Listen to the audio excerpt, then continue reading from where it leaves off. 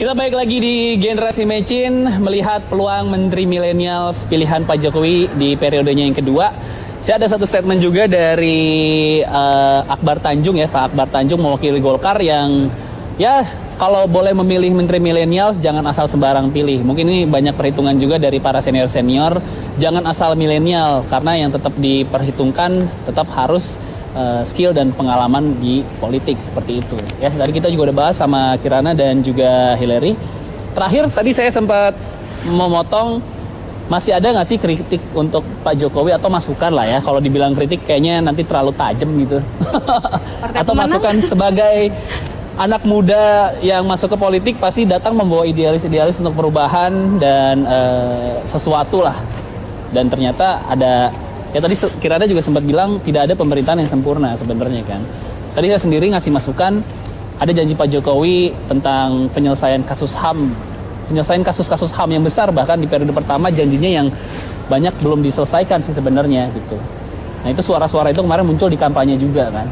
Dari Kirana Larasati mungkin ada masukan periode kedua, apa yang perlu diselesaikan dan apa yang perlu dibelokkan Pak, kayaknya kemarin agak belok nih, lurus lagi Pak gitu.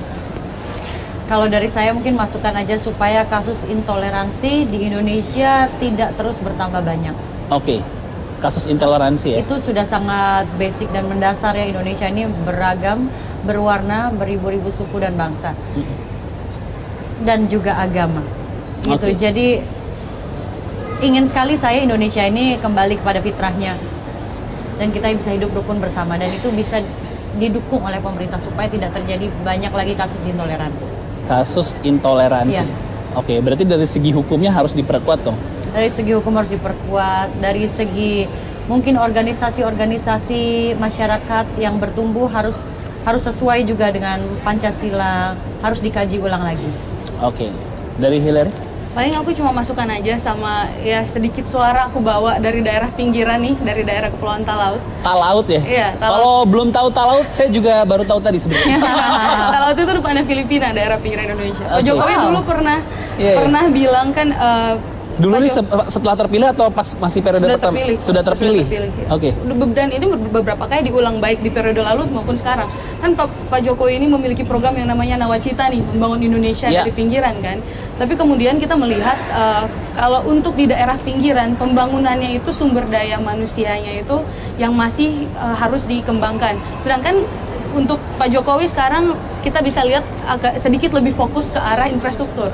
Sehingga kita dari masyarakat pinggiran ini mereka mengharapkan ada sentuhan langsung misalnya seperti bantuan pendidikan untuk juga supaya boleh meningkatkan kualitas sumber daya manusia. Juga misalnya untuk pembangunan penggunaan dana desa misalnya. Oke. Di daerah pinggiran ini kalau memang Pak Jokowi benar-benar membangun Indonesia dari pinggiran, izinkanlah setidak-tidaknya ada jalur pertanggungjawaban yang lebih mudah untuk masyarakat di desa menggunakan dana desa yang diberikan kepada masyarakat itu supaya kepala-kepala desa ini yang daerah yang dari pinggiran-pinggiran ini yang mungkin lulusan SMA, lulusan SMP yang juga udah kualitas pendidikannya beda jauh lah sama yang di ibu kota. Ini kemudian tidak dipersulit, tidak kemudian harus berhadapan dengan masalah hukum dan akhirnya membuat kepercayaan masyarakat juga malah jadi sedikit lebih turun gitu kepada pemerintah. Padahal sistemnya dan sumber daya manusianya ini yang masih harus ditingkatkan. Jadi Pak Jokowi kalau boleh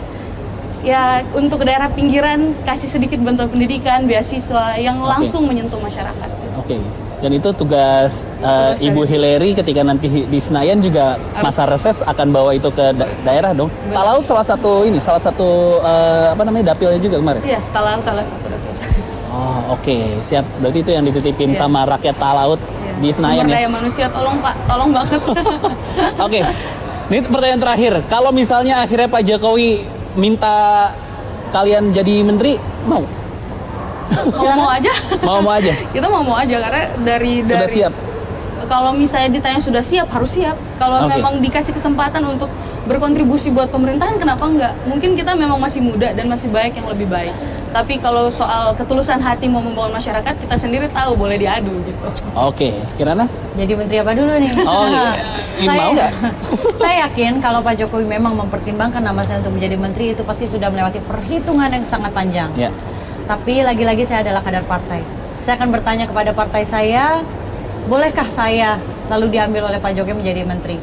Karena ini juga adalah suatu kedisiplinan berpartai dan berorganisasi. Oke, siap. Masih kita tunggu sampai bulan Oktober ya, berarti kan di pelantikan 20 Oktober, nama-nama menteri akan keluar di bulan Oktober.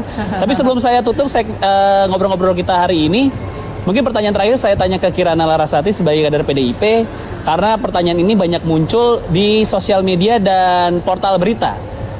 Jadi Mbak Puan ini masuk di legislatif apa di di kementerian atau di DPR? Kemarin jadi banyak spekulasi loh. Iya, saya juga jadi spekulasi dong. Saya secara pribadi saya tidak tahu. Tetap nungguin Pak Jokowi. Tetap nungguin Pak Jokowi. Oke. So far yang kita tahu adalah Mbak Puan adalah pemenang di dapil beliau. Oke. Dengan jumlah suara yang sangat tinggi. Ya. Begitu. Ya makanya dengan banyaknya suara ya. yang masuk ke beliau, pasti harapannya Kalau ketua DPR kan. Ya. Kalau saya jawab nanti saya spekulasi juga. Lebih baik saya tidak jawab. Bagus, Kirana Larasati sudah menjadi politisi sejati sepertinya. Oke, terima kasih Hillary, terima kasih Kirana. Terima kasih, Good luck Laura. buat karir Ya. politiknya. Kita ketemu lagi di Generasi Mecin minggu depan.